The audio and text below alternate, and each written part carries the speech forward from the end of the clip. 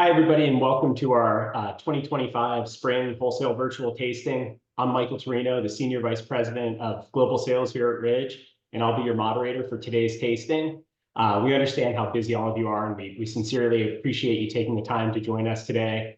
These virtual tastings are really an essential way for us to connect with everybody out there during the spring and fall release. We have over 1,000 of our trade friends joining us today. And it's a great opportunity to taste through the new releases, new vintages, and really get insight directly from the winemaking team, hear about the vintage, hear key insights on each wine, and get a chance to taste some wines that we often don't get a chance to taste in market because they're so limited.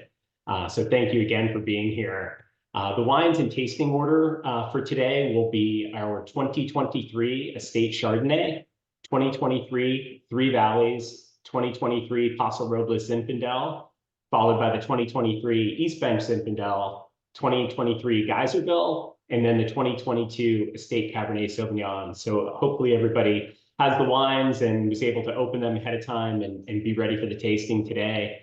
Before we begin, I do have a couple of housekeeping items and a few announcements to make. From a housekeeping perspective, we are on Zoom. There's really two ways to communicate with us while on Zoom. There's the chat function, which is a great place to make general comments about the wines, say hi, introduce yourself, and kind of chat along with the tasting. If you have a specific question for one of the panelists today, please use the Q&A function. Oftentimes, we don't get to keep up with the chat. It moves really fast. But if you do it in the Q&A function, we'll be able to see it and answer as many questions live as we can.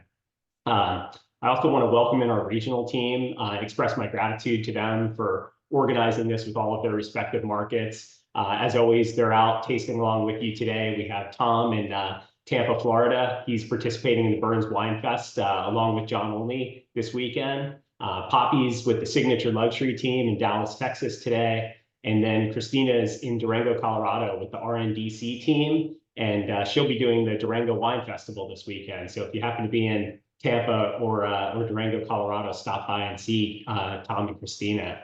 I'd also like to do a quick update on our sustainability initiatives. As many of you know, Ridge became a member of the IWCA in 2021 with the goal of achieving net zero emissions by 2050. And reducing our initial benchmark number by 50% by 2030. This is the feature in our spring newsletter. Murphy will share a link to the full sustainability report in the chat. We'll also include a link in our recap email that comes out after the tasting. But a few highlights from the report just to note for everybody. As of 2023, 100% of our estate vineyards, Montebello, Lytton Springs, Geyserville, and East Bench, are all certified organic, which is totaling over 423 acres.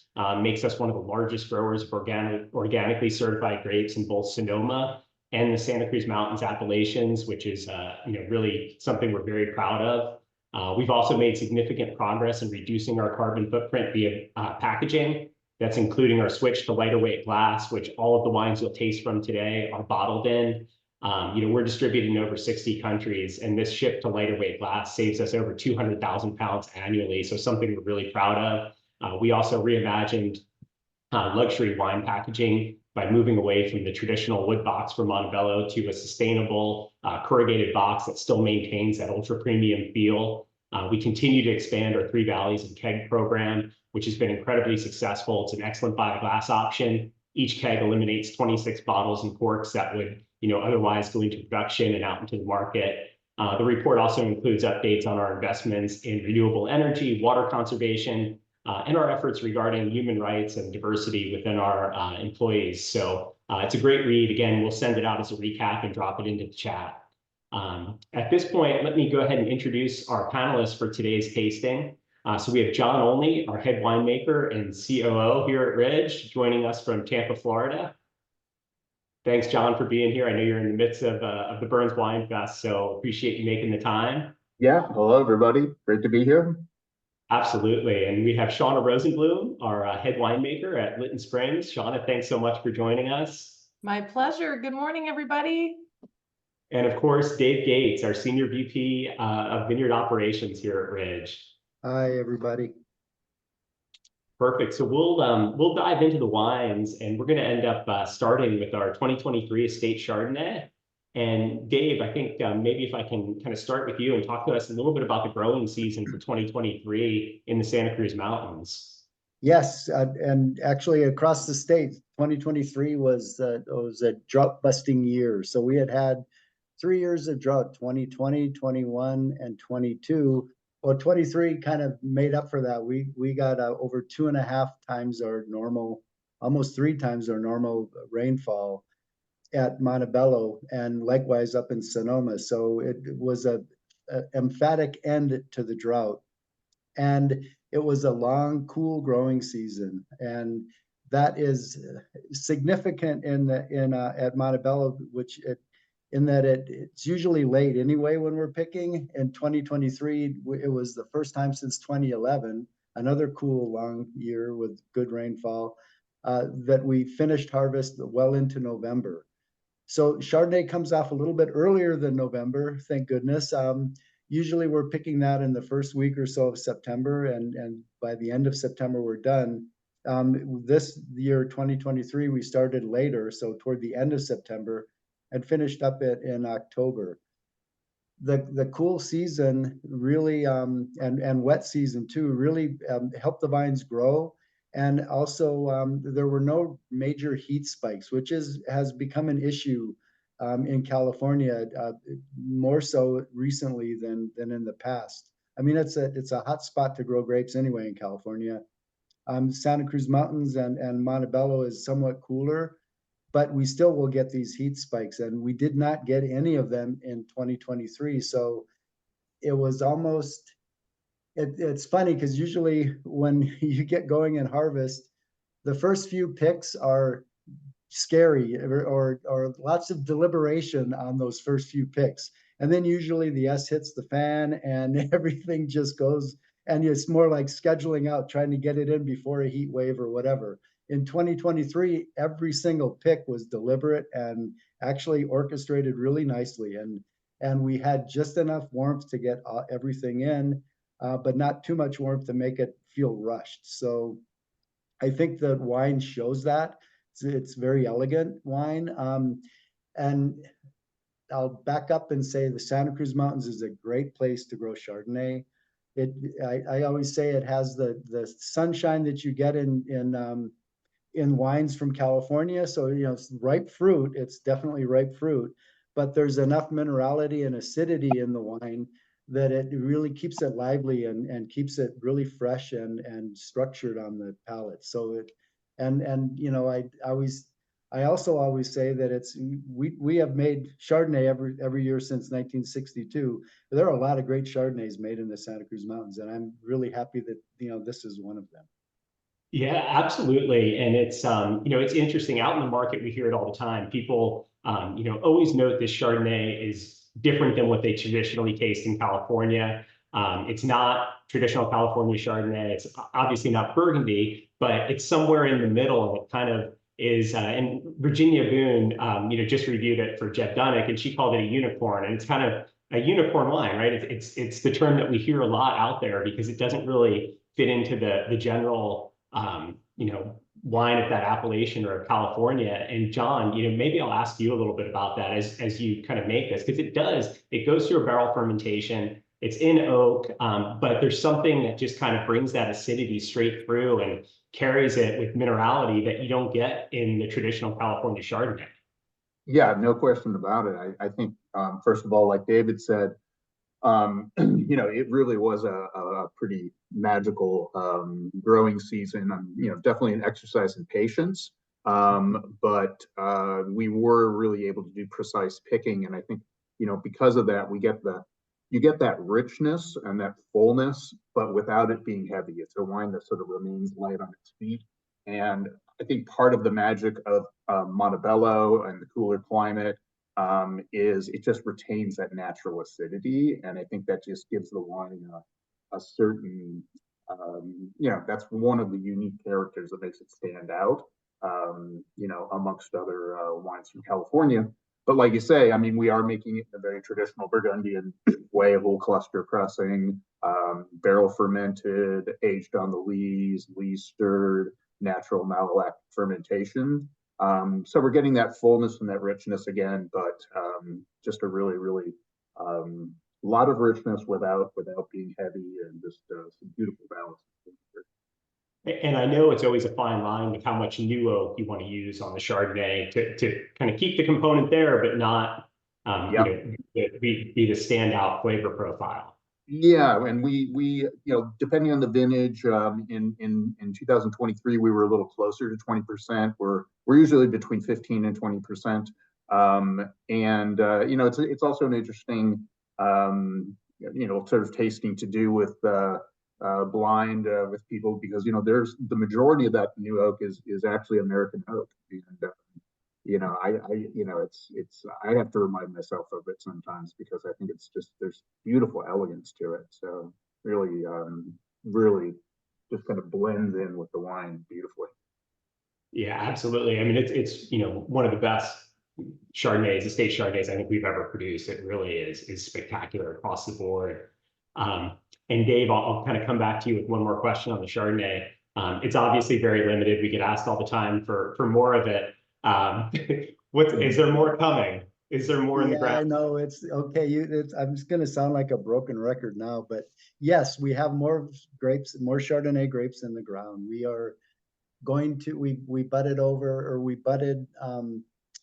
3.5 acres last year at a property close to Michalacco property, which we have traditionally farmed in quite a bit in the past. We have a lease on it now, and we have another acre or so to bud this year. So an extra 4.5 acres coming in. And I believe in 2026, knock on wood, we'll have another couple acres all the way up at Peroni, so up on top. And that's really nice to kind of separate out the areas where we're growing Chardonnay. Most of our Chardonnay is at the bottom part of Montebello, bottom to middle part of Montebello.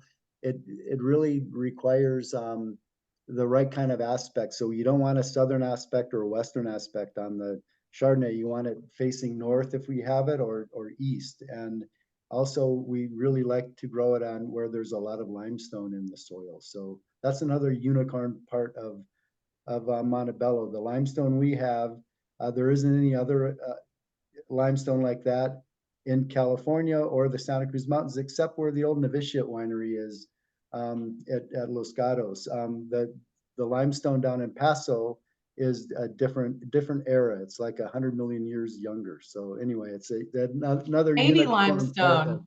Yeah, baby limestone. Yeah. Anyway, yes, there is more coming. Patience. Patience, which is, as you know, is not my strong suit, but we'll have to use it in this case. But that's great. The market really, people ask for it all the time, and we just are so limited. So it's exciting to know that there's a little more coming down the line. That's great. Awesome. Well, we'll move into the next wine, our first red wine here, and we'll get started with the 2023 Three Valleys. And Shauna, this has been a wine that you've taken on since you joined Ridge, and I'd love to have you kind of talk through the 23 and. Yeah, absolutely. Thank you, Mike. So, just to kind of piggyback on what Dave was saying and John was saying about the 2023 vintage, this is unlike any vintage I've ever experienced. When we were going through it, John and I were discussing this a lot, and John was saying this is really unlike any vintage he'd ever experienced. I think 2023 is probably what it felt like to make wine in California in the 1970s. To give you an idea, we didn't start harvest until mid-September. It was September 16th in 2023 that we started harvest, which was a full month later than we started in 2022, and about a month off of 2024 as well.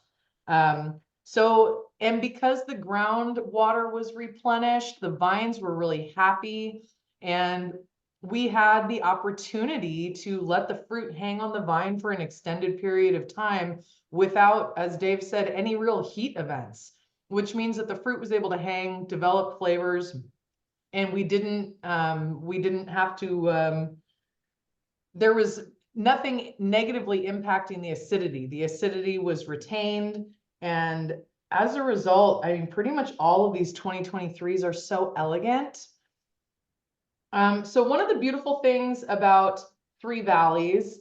It is made the exact same way as we make all of our other wines, which is pretty incredible. You know, I've been thinking about this a lot. Like, I can't think of another winery in 2025 that is making their entry-level wine in the exact same manner as they're making their more premium wines. So our Three Valleys is fermented with native yeast in open top tanks and aged in 53-gallon American oak barrels. And the only difference is the rest of our wines are made from single vineyard sites, and Three Valleys comes from many different vineyard sites throughout Sonoma County, which is why it's called Three Valleys. And so we're really showcasing the terroir of all of these distinctive microclimates in Sonoma in this Three Valleys. And even though it's made from so many parts, this wine almost kind of makes itself. We're always really pleased at the end when we taste it and we're like, wow, this is incredible. It's got so much depth. And the 2023 is no exception. I love how we get the bright lifted red fruit and then, you know, purple fruit too. Absolutely. And kind of, you know, what you said is it's really everything. I mean, it's made the exact same way that our other wines are made. It's made from the same vineyard sites. And it really, you know, the comment we kind of always get is this wine just over delivers for its price. And that's exactly why. Right. And, you know, when we're going through and tasting tanks during harvest, like for instance, if we're tasting Lytton Springs tanks, and anything that's an A+ goes into Lytton Springs. If it's not quite an A+, it goes into Three Valleys. And the qualification there is really about structure. So things that are intensely structured, beautifully flavored, really kind of reflect the Lytton Springs site, go into Lytton Springs. If the structure isn't quite there, even if it has beautiful fruit, that's still not really quite what we're looking for. And so it'll go into Three Valleys. And I'm really pleased with this 23 Three Valleys. So much so I actually bought a bottle and took one home the other night to drink it. Cause I was just like, I need to sit there and experience this wine as it opens. And it's a real pleasure to drink. Yeah, no, Shauna you guys did a great job with the Three Valleys. This is a wine that our first vintage goes all the way back to 2001. And I can definitely say this is really one of the best Three Valleys we've made. I mean, it's got great depth of color, and just the richness. I mean, you know, again, for an entry level wine, I think it definitely delivers. Thanks, John. Thank you. Yeah, couldn't agree more. And, you know, as I mentioned kind of in the opening, the sustainability piece, we started putting this in keg a few years ago, and that's gone incredibly well. It's kind of the perfect by-the-glass wine for that, you know, for that method. And it's been really successful. And it's not in every market yet. For those markets it's not in that are interested, you know, certainly reach out to your regional. We are growing that program and committed to it. It's been quite successful. Yeah, it's John, speaking of the 2001 Three Valleys, Matt Donnelly, if you're out there in New York, from the Wildman team, Matt told me a great story while I was in New York. He's part of a tasting group and he said people bring older wines. Somebody brought an older Ridge wine. They knew it was Ridge, but they weren't sure what it was. They thought it was maybe Geyserville. Turned out to be the 2001 Three Valleys. And they said it was absolutely phenomenal. So shout out to that tasting group and to Matt. That's awesome. That was another fairly cool year too. '01. Right. And wet as well. Nice. So we'll move into our next red wine here, our next wine in the tasting order, and we'll go to our 2023 Paso Robles Zinfandel off the Benito Doozy Ranch. And Dave, you know, can you talk a little bit about the Doozy Ranch? And this is, you know, one of our longest running lines. Sure. Thanks, Mike. Yes, this is actually a pre-Paul Draper wine. That's what I always call it. The first one was made by our founding winemaker, Dave Benyon, in 1967. He went out and was looking to expand the wine selection that Ridge, in order to kind of, you know, keep the winery afloat. They went outside of the estate to find vineyards. The first one being just down the hill in 64, at the Piketty Ranch, and then the second one being 66 Geyserville. Well, in 67, he wandered down 101 to Paso Robles and talked to a fellow named Benito Ducey, just a sweetheart of a man. And they got along really well. So in 1967, Dave bought 5 or 10 tons from Benny, who was also making wine back then, and selling the rest to, I forget what, a Valley Winery.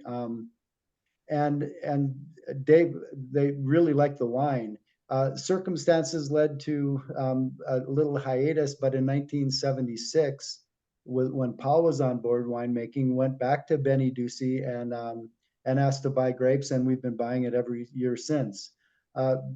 Benny passed away in 2020, and his nephew, Mike Ducey, who has a nice little empire of vineyards in the area, including his dad's Dante Ducey vineyard, has been farming, and he was helping Benny with it before Benny passed as well. So it's really just a gorgeous vineyard right off the freeway. There's a cement plant on one side of it.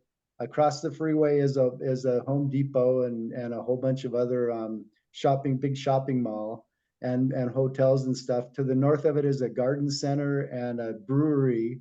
But it's this beautiful little villa surrounded by vines that are just absolutely gorgeous, right up against the river and the Salinas River. And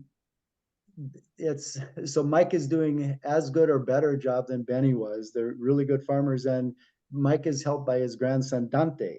And so they're doing a great job of farming it. And it's a wine that has this nice core of acidity in it for Zinfandel, but it's Paso, right? The heat summation of Paso is about the same as Lytton Springs or Geyserville, but it just gets there very differently. It gets very hot in the day and very cold at night. It sits in the Templeton Gap area, AVA for Paso. So you end up with these really warm, the kind of Zinfandel on the warm side for the fruit. So it's more like blackberry and fruit as opposed to cherry or blueberry or what you can get when it's a little bit cooler. That it fills your mouth very nicely with those aromas, but the tannins are nice and soft, so it just kind of goes down easy but it opens up. So it's just it's one of my favorite Zins. Mike, we used to say that it wouldn't age as well as Lytton Springs and Geyserville. And about 10 or 15 years ago, we did a big vertical between Lytton Springs, Geyserville, and Paso. So three bottles every year. And we went back 15 or 20 years. And in the cooler years, the Paso was holding up absolutely wonderfully. So it's pretty great. It can age well. So but yeah, it's a really nice wine. Yeah. The 23 vintage is so pretty. It's so pretty. The elegant, cooler vintage. Paso's wearing it really beautifully. It really is. I mean, this is a wine that, I kind of want to drink all summer long outside with the barbecue going and, a pizza. And it's just like the perfect wine for summertime from a Zinfandel perspective.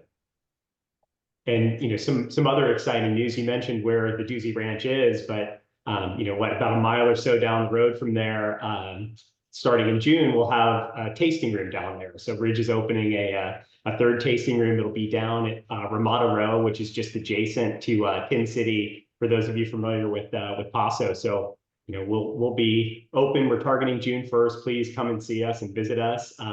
Paso's been an important part of our background. I mean, we've been there with this wine since '67. The Grenache Blanc's a big part of what we do.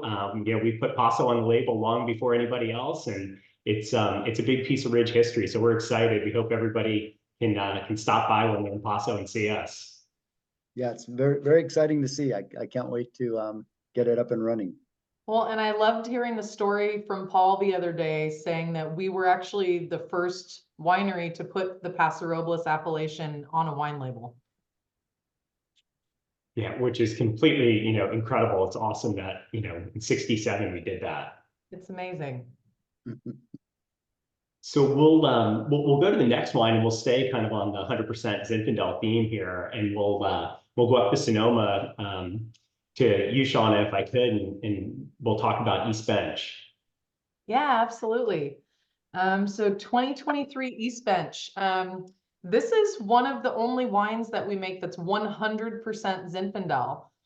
So the East Bench vineyard is contiguous with our Lytton Springs vineyard. So it's just up on the bench in between Alexander and Dry Creek valleys. And for me, this is about as classic as Dry Creek Zinfandel gets, just all that beautiful, bright raspberry, strawberry. Again, fermented in open top tanks and then aged in American oak. Never really more than about 15% new American oak, the rest neutral. But yeah, I absolutely love this wine, and it blows my mind the structure that we get from this wine being 100% Zinfandel.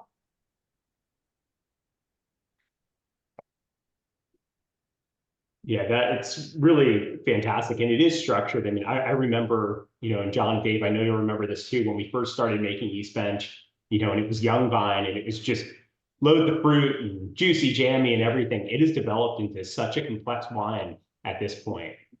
Yeah, no, It's gotten definitely. serious, yeah. Yeah, and I think our first vintage was 2006 for the East Bench. But like Shauna said, I mean, it's kind of neat having it side by side right with the Paso Robles, which is really one of our only other wines that's 100% Zinfandel. So it really is a great little study in the differences, different fruit expressions of Zinfandel in two different areas. And yeah, I think I definitely get the difference. I mean, the Paso Robles is just this soft, very opulent, super fruit forward, jammy. But then you get to the, you get to the East Bench, and there's a little more structure there. There's some tannins. There's a little more to chew on with it. But they're both great Zinfandels. Absolutely. And Dave, I have a question for you on East Bench. Last year it had come out of our wholesale lineup because production had gotten so small. We had multiple years of drought. We had some challenges in the vineyard, but here we are at 2023. It's back. It's better than ever. What changed other than water? Mostly water, Mike, but no, one of the issues with this vineyard is a vine mealybug, which is a pest that Europe gave us a few years ago. It's indigenous to the Mediterranean, and we have lots of mealybug in vineyards. They're usually not an issue, but vine mealybug is an issue because it can reproduce like crazy, and it lives underground, so it's hard to get at. The beneficial insects can't get it. If you have to spray insecticide, if they're in the ground, you can't really get to them. So we're organic. What non-organic people do is they use some systemic insecticides that go throughout the vine, and you can keep the pest in bay that way. But those systemic pesticides are going to phase out here pretty soon because they're not that good for the environment. As organic methods, you rely on a few different things: mating disruption, so you use pheromones to disorient male mealybugs so they can't find the females, and also a lot of beneficial insect additions to augment the populations that's there. It's a long-term game, and so it takes a while for it to kind of get effect. Mauro Maldonado, our viticulturist up at Lytton Springs, has really upped the game on it, and we've learned a lot. And so the drought being busted really helped, but also keeping the vine mealybug under control has really helped as well. It can debilitate the vines a little bit, but the worst part about vine mealybug is as soon as the grapes get sweet, they move up into the clusters and start eating on the clusters. Well, you damage a Zinfandel berry when it's got it full of sugar, and all of a sudden you have rot issues. And they also have they basically are sucking out a lot of nutrients from the leaves and whatnot. And they can basically their excrement can fall. If it falls onto the grapes, then sorry guys, but then you get some other fungi that feed on that, And even if they haven't infected the grape cluster, if you get too much aspergillus, that can do an off aroma in the wine. And so we have to pick around that. So you could lose 20% of the crop just because of that. So that's under control. That's really helped. And the vines have bounced back from the drought and the debilitating effects of the vine mealybug. So there you go. Viticulture 101.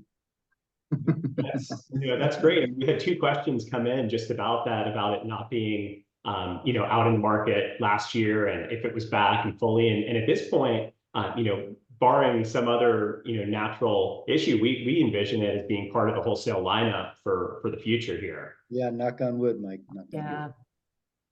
Yeah, we really saw the vineyard rebound. We went from harvesting 40 tons to almost 100 just within a year's time. Wow. Perfect. Well, we'll move on to our next wine, and we'll move couple miles to the northeast here and go to Geyserville. And John, if I can turn to you to talk a little bit about our 2023 Geyserville, which is approaching 60 years at this point in production for us. Yeah, absolutely. So 2023 Geyserville, with the exception of Montebello, and the first vintage of Montebello was 1962, this is one of our longest running wines, always, coming from the same vineyard site. We made our first Geyserville in 1966. And, I think when we talk about this wine, internally at Ridge and especially in production, it's just so consistent. There's something about the special vineyard blend that they have, the field blend, and also, a really unique growing site that really makes this wine, it's an easy one to count in year and out. So, in terms of like many of our Zinfandels, a lot of this is coming from old vines blocks, which are field blends. And so Zinfandel is going to be the primary grape. But what's neat about Geyserville is that your secondary grape is actually Carignan, whereas in most cases it's Petit Syrah. And what that does is it offers a little bit more acidity to the wine. It helps moderate the higher sugars of the Zinfandel because Carignan ripens at lower sugar. And it gives this brightness to the wine, which kind of pushes it a little more towards the red fruit spectrum. But, at the same time, that acidity, I think, is one of the things that makes this wine, delicious, right out of the gate. It's drinking beautifully right now.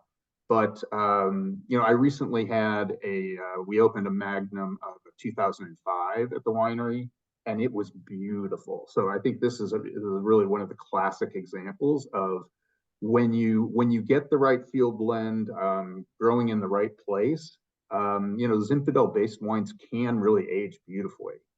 So it's definitely really, really terrific vintage. And again, I think that long growing season allowed for pretty precise picking. So really, really happy with all the kind of layers that you get in terms of the fruit. The color's great in the wine, really long finish to it. So a lot to look forward to, I think, with the Geyserville. Yeah, it's so structured and complex. The fruit is beautiful. The savory notes are all there. This is, the 23 is going to be a classic for sure. And, this being a field blend, it comes in, all the varietals are mixed by blocks. So there is that assemblage process that you go through with Geyserville and Lytton Springs, really kind of similar to Montebello, how you have these different components that you blend together. And how does that work in terms of ripeness, right? Because you've got all these different varietals in a similar block. Right. Yeah, and I think that's what I think is kind of the magic of it is, if you think about the number of different grape varietals out there in the world, there's way more than what we see on the shelves at our wine shop, right? There's grape varietals that I still haven't ever heard of. So to think that when these vines were planted 80, 100 years ago, that I really think there was a method to the madness. In other words, they weren't just throwing out random things. because it's really neat the way they work so well and complement each other, because the Zinfandel is going to get ripe at a higher sugar with a little less acid. The Carignan is going to come in and it's ripe, but it's ripe at a lower sugar with much better acid. And then the Petit Syrah usually ripen somewhere in between there, but they all kind of ripen at about the same time. And that's what allows us to pick those field blend blocks and co-ferment them. And that by doing that, we get the advantage of the color from the Petit, the acidity from the Carignan, and all that ripe fruit from the Zinfandel. Yeah, and as they ferment together, right, you've got different strains of yeast that kind of mix together there, and just all that adds complexity, right? Absolutely, yeah. No, the natural fermentations, I mean, it's more of a, it's kind of like a relay race, because you have a lot of different yeast. One yeast, starts out and at about 2 or 3% alcohol, it hands off to the next one, and so there's a lot more opportunity for complexity from different yeast as opposed to just using one strain if you inoculate. Right. Interesting. Great. Well, definitely a classic Geyserville for sure for 2023. Perfect. Well, we'll move at this point to our last wine, which will be the 2022 Estate Cab. And John, if I can kind of stay with you to talk us through this. For sure. So, we make we make 2 primary wines at Montebello and in red. The Montebello, of course, being our flagship wine, and then the Estate Cabernet. And what's a little different at Montebello is like, unlike what I was saying, with the Zinfandel, Petit Syrah, the Carignan, we prefer to actually keep the Bordeaux varietals that we grow up at Montebello separate. So we plant them in separate blocks and we pick them as separate individual blocks of the various varieties. So, and there's David could probably get a closer number, but and it also depends if sometimes we'll even take a block and 2 if it's ripening one side a little slower than the other. But usually by the end of harvest off the mountain, we'll have somewhere around 55 separate fermentations.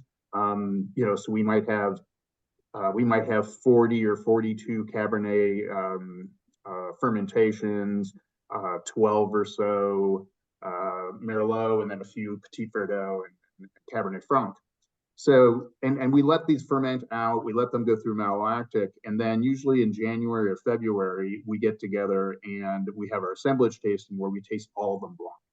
And at that point, we're selecting out what we think are going to be the most intense, the most structured, the most ageable, a wine that really is going to be something that can go for at least 25 up to 35 and maybe even 40 years in the cellar. And that's the Montebello. The other lots, which are a little more accessible, they're still wines with great structure, definitely capable of aging for 10 to 15 years, but maybe a little bit more forward, and we think usually develop just a little more quickly. We keep those separate, and that's what we make the Estate Cabernet. I think definitely, it's easy to sort of think that it's and say, oh, it's a second wine to Montebello, but I would say it's less than half the price, and it's not half the wine. It's a pretty, and honestly, I think there's been some vintages where if we wanted to, we could probably combine them all together, but that's something we got from Paul Draper is the whole assemblage process, the selection, and it really is rigorous. Yeah, and it's this oftentimes this wine sells out faster than any other wine we make because of the limited availability of it. But again, to your point, it's a third the price of Montebello, but it's right there on release sometimes with it in terms of quality, and it just over delivers for what it is. And I just a question, kind of going back to you mentioned you could have sometimes as many as 50 different parcels and fermentations of Cabernet going. I mean, just to give everybody an idea, what's the smallest, gallon-wise fermentation you may have going to the biggest? Because I've seen it and I know what it looks like, and it's wild. Yeah, no, I mean, we have plenty of them that are, we have plenty of blocks that come in that are just a ton or a ton and a quarter. So, we're looking at 150 gallons of finished wine. We have a few that come in more, probably some of the largest ones are maybe about 8 tons, so you're looking at maybe 1,100 gallons of finished wine, something in that range. So that's kind of the range, but those are relatively micro fermentations for most wineries. Yeah, absolutely. And it makes the assemblage process so complicated and so complex. And Definitely. it's great. I always love reading the harvest reports, but also reading the report on the assemblage and how you work through it and what got added, what didn't. It's exciting. Yeah, no, it's a lot of work, but it's a lot of fun. Absolutely. And we moved this for our distribution partners from a 12-pack to a 6-pack this year. Just makes it easier for them to spread it around a little more and get it to more accounts and more placements, which I think is being very well received from the market. And I don't want to give away too much because we'll really taste this at the fall and kind of unveil it. But we'll have a third Cabernet come out this fall. Do you want to just touch on it for a second, John, on what our thought process was? Yeah, so in some recent years, we've had the opportunity to actually purchase some grapes from Santa Cruz Mountains, although most of it is coming from either on or near Montebello Road, and we decided to try a few parcels, and we're able to make a wine which we think is representative of ridge wines that have some nice intensity. I would say maybe it's a bit more of a fruit forward kind of a wine, maybe a bit more for the the 5 to 10 kind of year window. But because these are purchased grapes, in other words, it's not our estate fruit, that we don't farm it. We may start farming some of those. We're not allowed to call it estate, so we're going back to a label that we used to make, which is called the Santa Cruz Mountains, and actually it kind of resembles more of what's going into this wine. That is, it represents various blocks that we're getting from within the Santa Cruz Mountains AVA. Whereas the wine that we just tasted is our estate. Those are the grapes that are coming off of our vineyards at Montebello that we grow and that we farm. Yeah, absolutely. And we've spent so long with the state and Montebello championing the Santa Cruz Mountains appellation as such a great place to grow Cabernet. It's exciting, and this wine will come in at a tick lower than our estate Cabernet from a price perspective, which I think will be really well received. And I've had the opportunity to taste it now on several occasions, and I think people are going to be blown away by it, and it's going to be really successful. Yeah, that should be great. So it's exciting. That's something to look forward to for the fall. It is exciting. More cab, please. Absolutely. So excellent. Well, that brings us to the end of our tasting. I really want to thank Shauna, Dave, John for joining us today and spending 45 minutes with the trade partners out there to talk about our spring release. I want to thank all of our viewers and the team that went behind the scenes putting this on today. It's really one of the funner things that we do to get to connect with everybody out there. And we'll hopefully see everybody on Friday, September 19th for our fall virtual tasting. Thanks, everybody. Thanks.